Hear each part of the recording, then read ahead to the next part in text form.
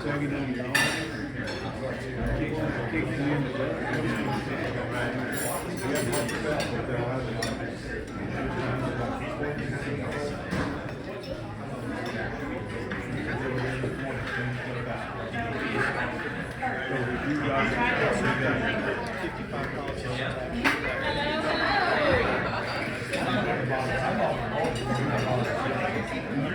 We have to go up here? Okay.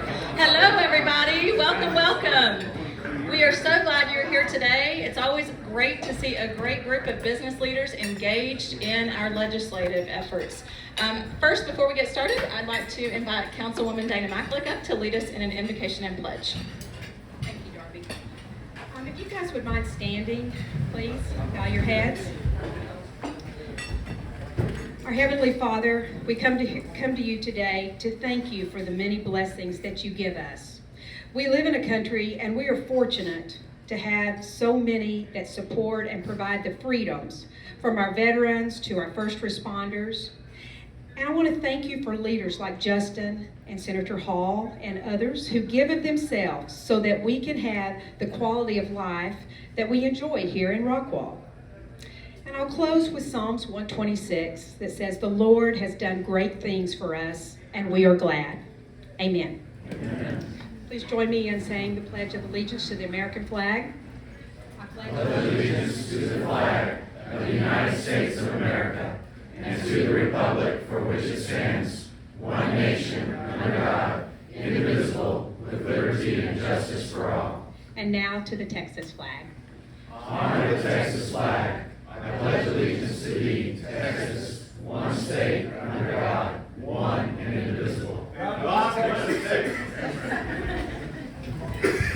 Thank you, Dana. Alrighty, I just have a couple of quick chamber announcements before we get to the program today. You guys will notice you have programs at your seats, and we have a lot of things going on as we wrap up the rest of this year. It is super hard to believe next week is Thanksgiving, and when you look at our calendar, you're going to see there are a lot of things to be a part of. So I highly recommend hopefully putting some of these ribbon cuttings to welcome new businesses to our community. Put those on your calendars. Remember when you opened your business, how great it felt when people attended your grand opening or your ribbon cutting. I hope that you'll make someone else's day by doing the same thing in the coming weeks. We have several of them. This week is also Rockwall Restaurant Week through the Chamber. For those of you that may not know, this year we started an e-community gift card. So it is on our website. It's a very easy, downloadable, you purchase the card, it goes straight to a text with you. You can use it at any of the participating retailers. And if you're a business that wants to be a part of it, please let Jocelyn in our office know. She can get you signed up super quick and easy. But our promotion this week is if you buy anything over a $25 card, you're going to get $10 as a BOGO, as a freebie. So how easy is that? You don't have to visit the restaurants this week. We're trying to help them out by not overloading their staff. We all know they're shorthanded, but we want to support them. So you can use this card at any time.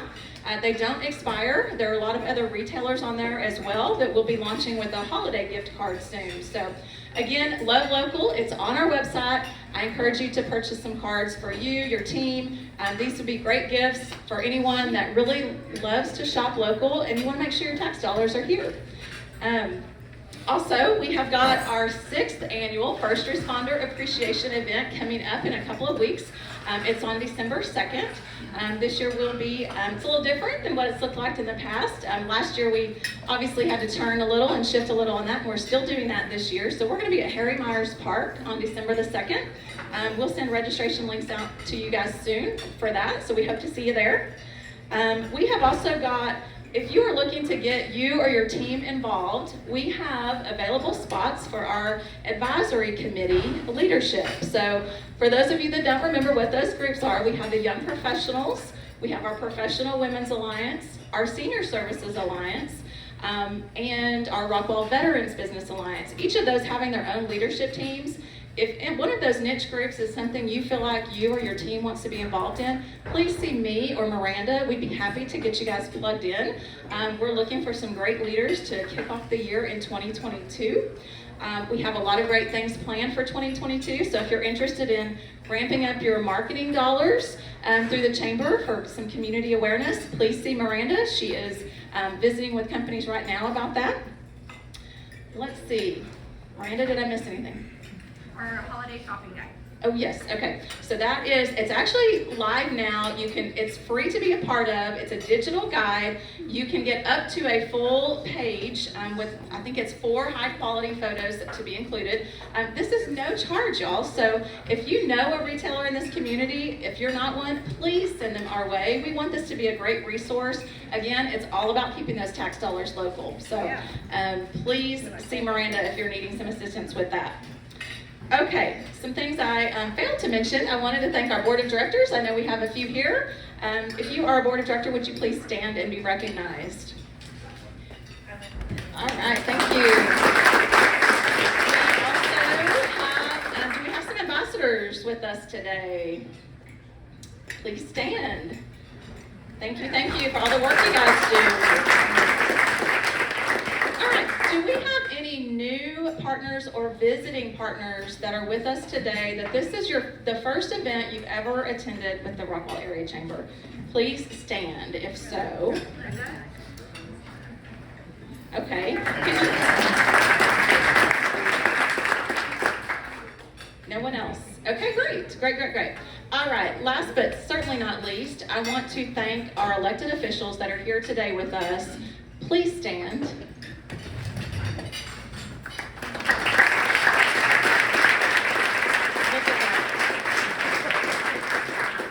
We are in a unique community where we have access to these leaders who help make decisions on things that will affect your home and your business. Thank you for being a part of this event today, because it does matter, and having these relationships with these folks could change your business. So without further ado, I'd like to introduce Trevor Reed. He's a member of the Leadership Rockwall class of 2022 and the Vice President of Volkert.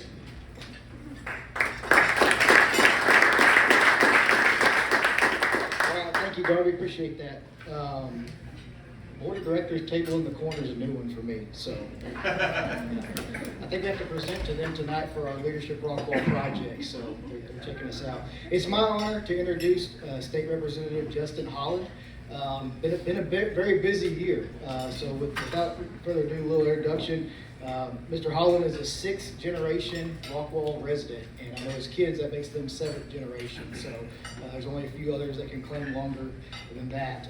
He is a Rockwall High grad, although he's quick to mention that he's raised in 2 Heat Hawks, so he represents everywhere. Good football season this year, right? And also a Texas Tech graduate, so another good football season, hopefully coming that way. They'll get back to a bowl game. He obtained his master's degree from Texas A&M University of Commerce. And he's an active licensed real estate broker in the state of Texas, and co-owns Regal Realtors in Rockwall, which is the longest standing and largest independent real estate firm in the area. He served 5 years on City Council prior to his election to Texas Legislature. He was elected originally in 2017, a second term in 2019, and this 3rd term here and started in January 2021. And hopefully we'll hear a lot about those updates, but it was an eventful term. During his time at the Texas House, Justin has served on the House Committees of State Affairs, Homeland Security and Public Safety, Investment and Financial Services, and Cultural Recreation and Tourism. His office has passed numerous and sent numerous bills to Governor Abbott's desk, from topics ranging from the Department of Public Safety to the banking industry, the judiciary and deregulated electric industry, law enforcement, and the opioid-controlled substance crisis. Very family-friendly and pro-business oriented. I looked at the list of all the clubs you're a part of. It might be shorter the list of ones you're not. So, but a special thanks to him. This was a challenging session. There was a lot of long nights, I know, some special sessions called. So to you and your staff, and Neely and the girls, thank you for all your service that you've provided to us, and we're looking forward to hearing your update. Thank you.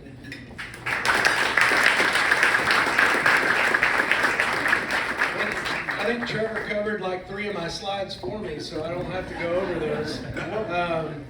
Thank you all for being here today, and I'm looking forward to going through. Hopefully we don't get you bogged down in too much information here, but I did tailor a presentation to this chamber crowd. Before I go too much further, I do want to recognize my wife, Neely Holland, here. Without Neely and the girls, I would not be able to do this. They're great and they love it. And then my mother, Sandra Holland, is right here as well at the Regal Realtors Club. And we have numerous friends here. Want to just go through a few highlights. I've been through 3 regular sessions, 4 special sessions. I was elected in 16, 18, and 20. Served in the legislative sessions of 17, 19, and 21. Currently, I sit on the House Appropriations Committee, which is the budget writing committee on the House side, and Articles 1, 4, and 5, which has to do with general government as well as our public safety and Texas military, and I serve as the vice chair of urban affairs in the Texas House. Just a little bit of a bio information here. I'm sorry, Neely, I did not get permission from you to use that picture, but as Trevor mentioned, I was raised in Rockwall and Rockwall ISD. My parents and grandparents graduated from Rockwall High School, so yes, I'm raising Hawks, but I'm a yellow jacket. Jacket fight never dies. Multi-generational Rockwall County resident. Married. Neely and I got married 13 years ago, going on 14. We have 2 young daughters that are going to school in Heath. I am the co-owner of Regal Realtors, and we are, I think this year is 27 years member of the Rockwall Chamber, and I am a class of 2014 Leadership Rockwall. I know we have some 2014 Leadership Rockwall folks here. I know Kevin's here. He's not even paying attention. I did serve on the Heath City Council for 5 years, which was where my great-grandfather was the first chief of police in the 1970s. And member of Rockwall Rotary Club and Sheriff's Posse, so I did shorten that list of clubs down for you guys. I want to tell you a little bit about a few things. Rice University puts on a study every year of the Texas House and the Texas Senate. Mark Jones does it, and you can't really see, but what I want to kind of say is just basically the way that I vote is the way that my community asks me to vote. And so, like it or not, this is where the arrow is the Texas House from the very top to the very bottom, which would be the very conservative to the most liberal member, and I fall at the number 17 there, right at about about 11%, top 11% there. So I've fallen 17 at the last 2 sessions, the last regular session, and after the first session. So if anything, I'm consistent. So if you like number 17, conservative, about 150, that's me. Specific to business, the National Federation of Independent Business puts out a voting record and a scorecard every session on issues like having to do with small business tax relief, liability protections, the PPP programs, the things that we had come down as it relates to the COVID-19 pandemic, certifications. We had a big trucking bill that related to commercial vehicle litigation reform, and I scored 100% on those. So 100% small business to a chamber crowd. Wanted to point that out. And then one of the things that I'm most proud about is on core issues relating religious freedom, marriage, family, and life. I also am a faith and family champion with the Texas Values Actions Group. And that's another picture of my beautiful family there at the Capitol. The one thing that we have to do as a state legislature each session is to pass a budget. In fact, constitutionally, that's the only thing that we have to do when we go down there. We end up doing quite a bit more than that. The Senate and the House switch year to year on who carries the state budget. I did put some of these that we didn't bring enough for everybody, but there's a state budget handout that could be there. I won't go over the whole thing, but we passed a $248 billion budget. It was actually a 3% decrease in the total state funding. One of the neat things that we did this year, we always pass a conservative balanced budget. Unlike our counterparts in Washington, D.C., that's not a dig. It's just the state of Texas makes it a point that we pass a budget, we put it in our Constitution, we have to do it every 2 years.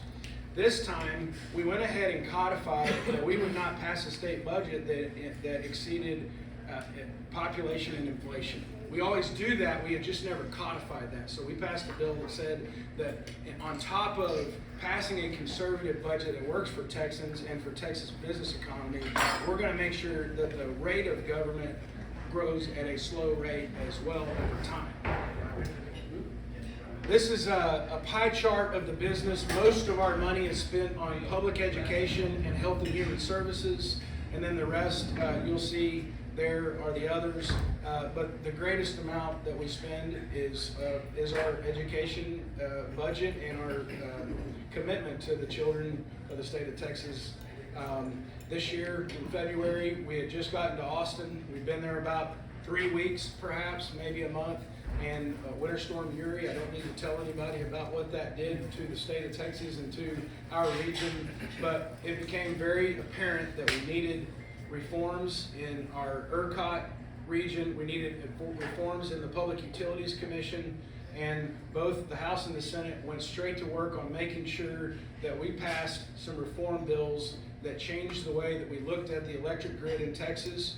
Those reforms are now codified and they're being implemented by various agencies. And so as we start to head into those colder months, we hope and pray that the reforms that we made are working and that they will work.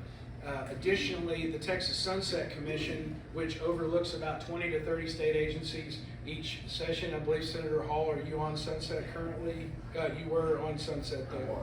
You were on Sunset, but that's a great responsibility, because they take those state agencies that go in the budget each session and they look at them under a microscope.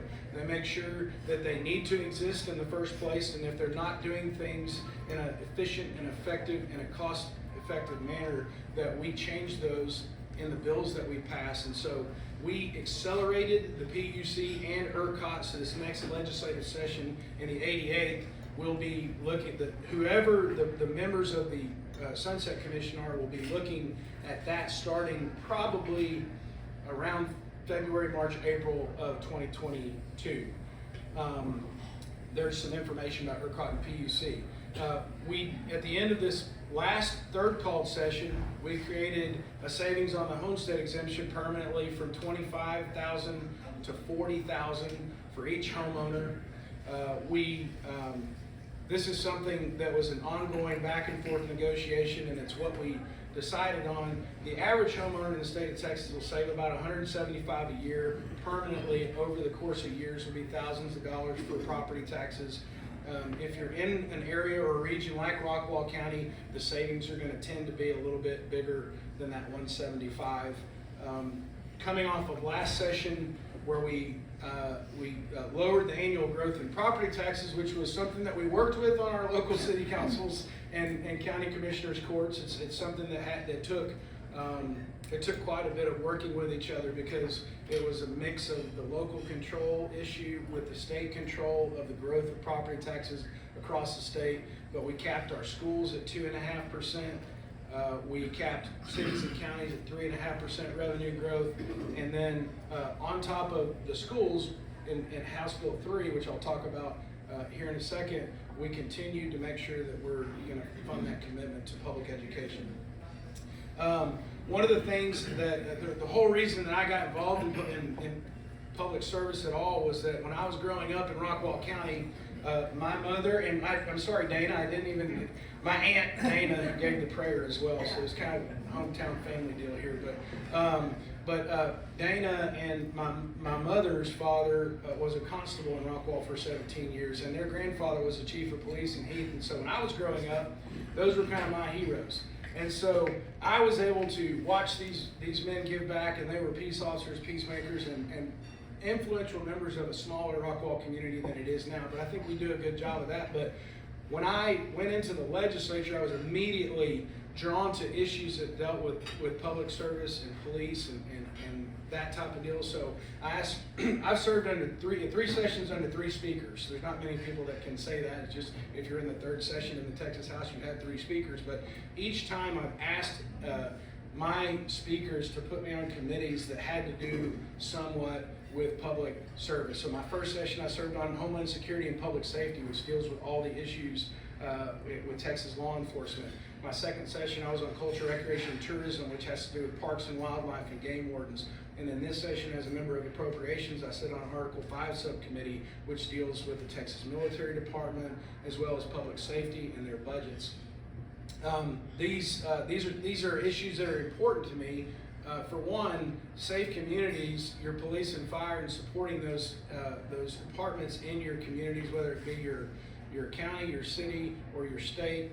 or even our border security folks that are on the national side, our Texas military department. They're an important and integral part in what we do. So if you're a city council member, you want to make sure that that the budgets are protected for making sure that we have the safest possible communities as possible. And as a member of the Texas House Appropriations Committee, we have continually, some of you that heard Chairman White talk on Saturday, talked about just a few years ago, our total budget for DPS in the state was somewhere around $200 or $300 million, and over time, over probably the last 4 or 5 sessions, it's gone to $800 million. And then this last time, we passed a $1.8 billion base budget and a supplemental budget of another $1 billion. So the state of Texas is investing nearly $3 billion of our own money to do things like secure the border, make sure that we have the appropriate number of state troopers on our highways, and that the highways are filled with state troopers that are experienced, so that we can keep them, that we can recruit and retain, and make sure that we actually have a core of state troopers that want to work for the state of Texas. That's another thing. Sometimes our law enforcement community is feeling like they're not appreciated and they don't want to work in that industry. So we come up a problem, and I'm talking a little bit more about this because it's important to me, but we funded 2 trooper recruitment and training schools, because over the next 3 years, we'll have somewhere around 600 to 700 troopers that become eligible for retirement. And those young men are about 40 years old. And they can go and get out of this and go get into a whole nother industry and have a second career. But what we need is the 28 to 38-year-old troopers to enjoy their job, and we need them in there training the younger guys. But it's important that we grow our DPS force, and that we're able to spend the money wisely. Down on the border, one of the things that Senator Hall and I have worked on down with our respective finance and appropriations committees is making sure that they have the tools and resources that they need. Not only boots on the ground, the people there, but that we have Marine Tactical Unit boats, that we have high and low altitude helicopters and drones and airplanes, that we have the ground cameras necessary, that we have the technology that we need for border security and DPS to talk to each other. And if there's a camera that goes off, that we make sure that we can get a black and white car down there as soon as possible, because we do have 1,200 miles, 1,250 miles of porous border, and Texas is putting as much as we can. Right now, we're not getting that partnership that we usually would expect to get from the federal government. So it's very important that we do something. We're going to spend, for the first time, of course, close to $1 billion on the beginning stages of building the wall on our side to make sure that the areas where folks are coming across, that we can stop that, and that they are processed in an appropriate manner in Texas. But we're doing so in a manner that doesn't take people's land from them, and that we're buying it from in the right places, and in situations of eminent domain, that we're not trampling over the land rights and the property rights of farmers and ranchers in the southern border. The next thing that I want to highlight is Senate Bill 23 we passed makes it clear that Texans don't support the defunding of our police departments. So anytime that a local government wants to take money from public safety and put it into another, or reallocate it in another part of their budget, they'll have to get permission from the voters on it and show exactly why. This is the whole defund the police type deal that's not quite as politicized, but we want to make sure, to me, is that we make sure we're prioritizing law enforcement at the local level and the state level. This was a neat bill Senator Hall and I worked on. It's kind of a local deal. Commissioner David Magnus, who we all know, passed away last December, was a champion for local transportation, for everything from planning on the Transportation Consortium. Nobody knew more about Rockwall County transportation projects, roads, than David did. We were able to, Senator Hall and I passed this bill, Senate Bill 730, to make sure that we named Highway 66 from the Rockwall County line out to the Collin County line in the memory and honor of Commissioner David Magnus. Public education is something that's extremely important to me. It's being somebody that's a product of the Rockwall ISD and having two young girls, I always say that another big reason that I'm involved in the state is to make sure that our children have as good or a better opportunity than we had growing up. And there's some unique challenges that come with public education because our state has grown so much. And we have folks that are coming from other states, and they're not bringing concrete with them, they're not bringing water infrastructure with them, they're not bringing they're bringing people to the state, which is great. That's part of the way that we've set the state up. We're now at 30 million Texans, but we have to plan for this growth. And so I believe that our local school district has done an incredible job. They're great partners. Our school district sitting over here, but I couldn't be prouder to work alongside with Rockwall ISD and the other school districts. I have 14 currently, but to help them plan for the growth and development of our children, and so that they are the future of the state, they're the future of the workforce, and they're the future of our public safety, the future of our public service. And so very happy to partner with our public education, be a champion for schools in Texas. We spent this session $46.5 billion on public education. I put this out there too if you want to look at some of the highlights as well. But we wanted to make sure that after the first reform in 30 years that meant something, House Bill 3 of last time, that we not only upheld our commitment to Texas public schools, but that we made sure that that continued on and continued on. So it's important to have, if you're a fan of public education and public schools, you got to have people that care about public education, public schools in Austin. And so we were able to do a lot of really neat things for public ed in Texas, and it's a challenge ongoing as we grow. But that's where having good partners at the local level is extremely important. One of the biggest things that we did as it relates to a reaction coming off of the COVID-19 pandemic was the expansion of our broadband infrastructure in the state of Texas. I'm not going to go in depth on this, but when we saw that people, especially in rural areas, Senator Hall and I have had conversations about this, but when you represent rural areas and they didn't have a place to get on the internet, when virtual school wasn't really a thing because you didn't have internet connection, we kind of got caught on our heels on that, because when you weren't going into in-person schools and you needed to go to a virtual learning situation, some kids didn't have that. They probably didn't even have a laptop, much less the internet access. So what we did is we created a statewide broadband office that's going to be a major focus on broadband and internet connectivity going forward. We made some updates to the statute to make sure that we dealt with real life today 2021-22 issues, and then we added over $500 million to funding and making sure that the infrastructure is in place to start this broadband office, and making sure that all Texans have an opportunity to access the internet, as that's the way of life has gone. Redistricting was something that we did in this last session as well. Redistricting happens every 10 years.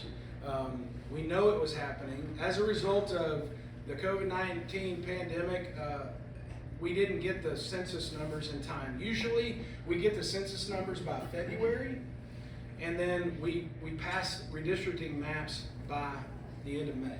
Well, we didn't even have we didn't have the figures from the feds until August. So we knew that we were coming back for at least one special session. You know that we went to 3, but redistricting happened in this most recent special session, in which in every 10 years, we pass a U.S. congressional maps, we pass State Board of Education maps, we pass Texas Senate and Texas House maps. So this is the new House District 33, which is would be a seat that I would be seeking to represent. My seat stays the same as it is for the duration of this, and on the next series of ballots, I'll be on the ballot seeking to represent this district, which is all of Rockwall County and a portion of Collin County. If you see the yellow part, it kind of looks like the panhandle of Oklahoma, but I don't really want to say that because we're here in Texas. No offense to my dentist friend back there in Oklahoma. This is portions of Wiley, Saxe, a little bit of Murphy, a little bit of Richardson, and Plano as well. So this goes all the way out. If you're driving down 190 Once you get into Collin County, you see the big State Farm buildings, the Texas restaurant, and then into Plano there at the Avenue K and 15th Street, kind of this side, our side is 75 Central. Senator Hall's district that he'll be seeking is a new district as well. It's the gray district there, all of Rockwall, portions of Collin, portions of Dallas, Kaufman, Van Zant, half of Ellis County, and Navarro in its entirety. And then Congressional District 4, which is historically has been and will continue to be Rockwall County's congressional district.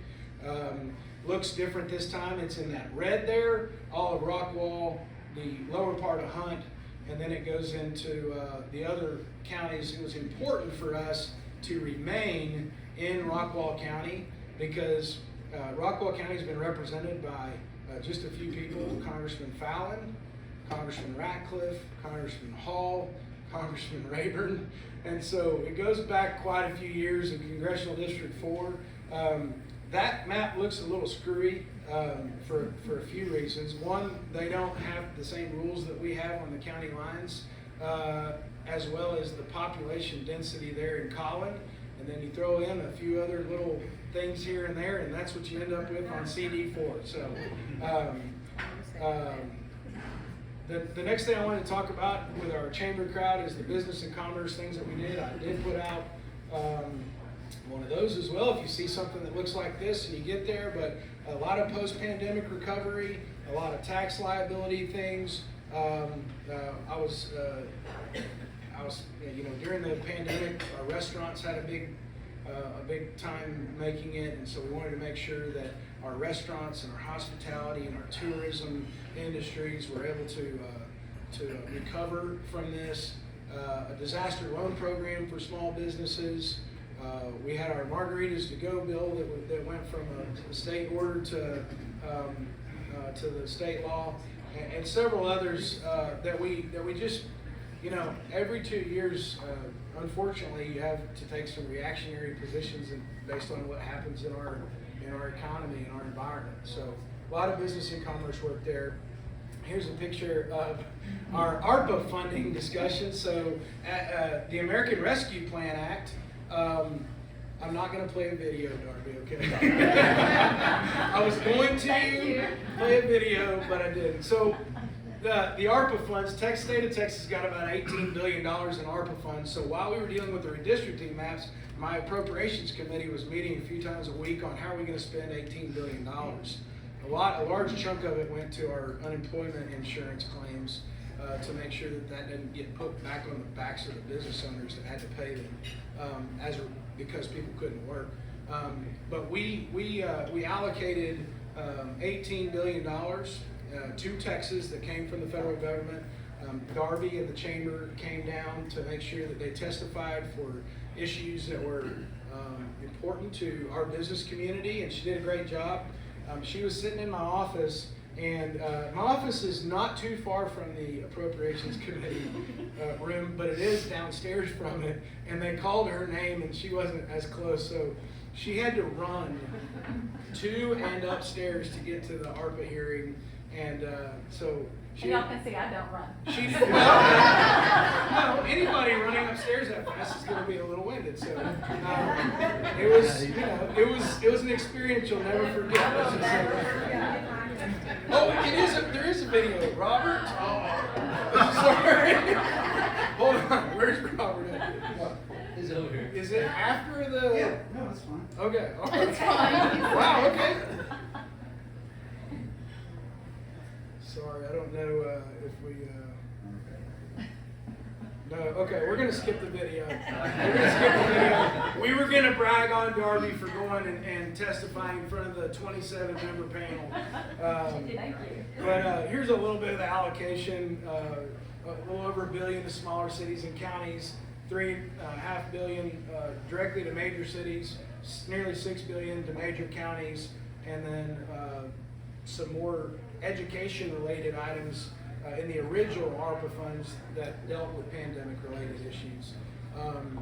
$7.2 billion to the Unemployment Compensation Fund, which was a Rockwall Area Chamber priority. We got $180 million for tourism, travel, and the restaurants in the final bill. $500 million for broadband infrastructure we had talked about, which is also a Rockwall Chamber priority. $2 billion for CPS upgrades, $238 for construction of a state hospital in Dallas. Frontline medical staffing needs, much of this was reimbursements because they had already spent the money on it. And then $150 million for next generation 911 infrastructure. So basically, when you call 911, making sure that cell phones and regular phones and internet and all of the different technology meshing together worked as well. Telemedicine, telehealth, teledentistry are all things that are coming as we talk about broadband, we talk about internet, we talk about connectivity. These are starting to be, if you're not already doing this, you're going to be visiting your doctors without having to go in and talk to them. You'll get on an app on your phone and pay a copay if applicable and speak to a doctor. It may not even be your doctor. They might be in Virginia. I was having a gallbladder type issue during one of the special sessions, and I talked at 5 o'clock in the morning on my cell phone to a doctor in Virginia from my hotel in Austin. So telehealth, medical health has been something. House Bill 18, lowering prescription drug costs, was something that we worked on. Healthcare continues to be a big part as we spend nearly 40% of our money on HHS in the state of Texas. We want to make sure we're getting that right as well. There's just a cute picture of my kids. I just wanted to say thank you guys for the opportunity to go. It really is, if it weren't for my family allowing me to do it, and then you guys letting me and trusting me and sending me down there to spend 10 months in Austin working on issues that matter to Rockwall County, I wouldn't be able to do it, and I enjoy doing it, and thank you guys for having me. Appreciate it.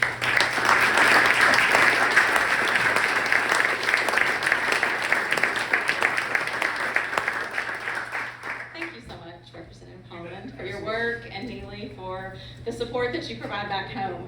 If you guys, I know you all found that very interesting, so if you want to hear more things just like today's update, I want you to join us in Austin in January. We have the opportunity each year to get to work closely with Senator Hall's office and Representative Holland's office to schedule a great day of programming. It's about a day and a half of programming. We cram a lot into a Sunday and Monday down in Austin, so I highly encourage you to join us. It's coming up very soon, so it's January 23rd and 24th. Registration is live right now. So what I want to share with you is book the hotel through us. It will save you probably like $150. We were able to secure a great room block. So it is on our website. You can book it through us. It's going to be a fantastic. Leadership Rockwall to go. Absolutely. Anyone can go. We always have great representation from our city leaders that are there. You do not have to be a member of Leadership Rockwall to go. However, it's part of their curriculum, so you'll get to meet the class, hear what they're working on from their community project standpoint, and then get to mix and mingle with other city and community leaders. So it really is a great time. If you have questions about it, please let me know. We can help walk you through those, and it is definitely worth a day out of your office to come down with us for that day and a half. We are now going to wrap up with, we have a drawing today. Does everyone have their business card in this little vase? If you don't, now's the time. Our friends at Doty's were generous to offer one of their fried turkeys as a giveaway today. It's a $70 value. I'll make you a fried turkey. So anyone wanting to not cook next week, this will be prepared for you. One more. If you can find it, it's called You seem like you're so excited about fried turkey in my life. Look at that. Okay. Great. Miranda, you want to shake him up and give it a draw? You just tell him I'll cook in the morning. And then we will send somebody home with a certificate, and you can just contact Doty's, just take that certificate in. You can pick it up at your convenience, schedule it with them.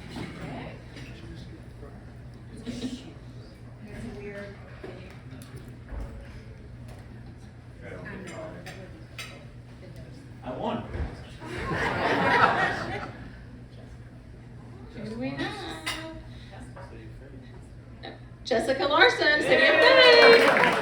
She is not going to have to cook a turkey next week. in all seriousness, thank you guys so much for attending this. Thank you, Senator Hall and Representative Holland, for the work that you do in us in Austin. I know this session was exceptionally unusual, so thank you again for that work, and thank you all for coming today. Have a great afternoon.